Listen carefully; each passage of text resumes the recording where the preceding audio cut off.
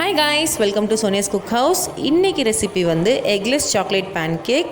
இந்த ரெசிபி வந்து எல்லா சாக்லேட் லவர்ஸ்க்குமே ஒரு சூப்பரான ட்ரீட்டாக இருக்கும். இந்த ரெசிபி எப்படி செய்யலான்னு பார்க்கலாம் வாங்க. பேன்கேக் செய்கிறதுக்கு முன்னாடி அதுக்கு நம்ம ஒரு சாக்லேட் சாஸ் செஞ்சிடலாம். அதுக்கு ஒரு அரை கப் வந்து பவுடர்ட் சுகர் எடுத்துக்கோங்க. நார்மலான சுகரை வந்து மிக்சியில் போட்டு அரைச்சி எடுத்துக்கோங்க. அதில் ஒரு 2 டீஸ்பூன் வந்து கோகோ பவுடர் போட்டுக்கோங்க.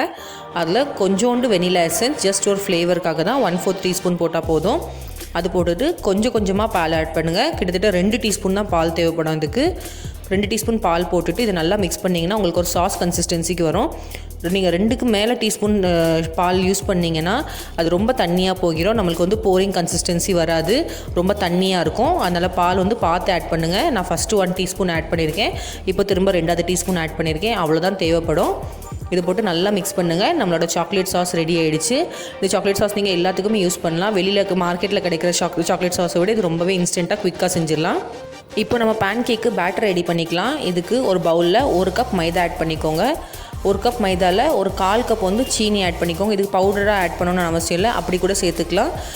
கிட்டத்தட்ட வந்து ஒரு 4 டீஸ்பூன் வரும் அது. அப்புறம் ஒரு 1/4 டீஸ்பூன் வந்து பேக்கிங் சோடா, 1/2 டீஸ்பூன் வந்து பேக்கிங் பவுடர், அதுக்கப்புறம் ஒரு 2 டீஸ்பூன் வந்து கொக்கோ பவுடர் ஆட் பண்ணிக்கோங்க. உங்கள்கிட்ட கொக்கோ பவுடர் இல்லைனா நீங்கள் வந்து சாக்லேட்டை மெல்ட் பண்ணி கூட யூஸ் பண்ணிக்கலாம். அதுக்கப்புறம் ஒரு 1/2 கப் வந்து பால், நான் வந்து காய்ச்சி ஆற வச்ச பால் யூஸ் பண்ணியிருக்கேன். இதை போட்டு நல்லா மிக்ஸ் பண்ணிக்கோங்க. இது நமக்கு வந்து கிட்டத்தட்ட ஒரு தோசை மாவு கன்சிஸ்டன்சி வந்தால் கரெக்டாக இருக்கும்.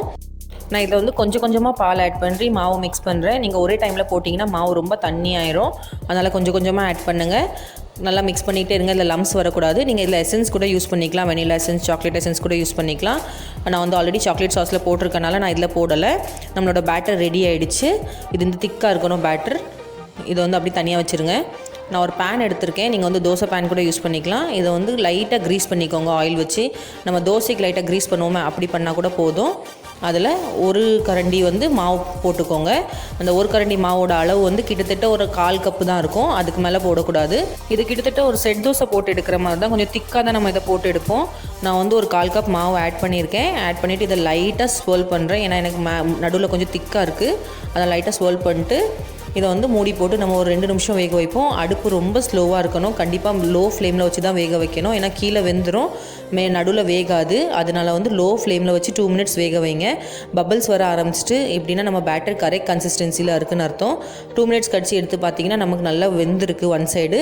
இதை லைட்டாக திருப்பி போட்டுக்கோங்க. நீங்கள் திருப்பி போட்டாலும் ப்ராப்ளம் இல்லை, ஏன்னா பேட்டர் வந்து நல்லா வெந்திருக்கும். லைட்டாக திருப்பி போட்டுட்டு ரிமூவ் பண்ணிக்கலாம். நீங்கள் நம்மளோட பேன்கேக் ரெடி ஆகிடுச்சு.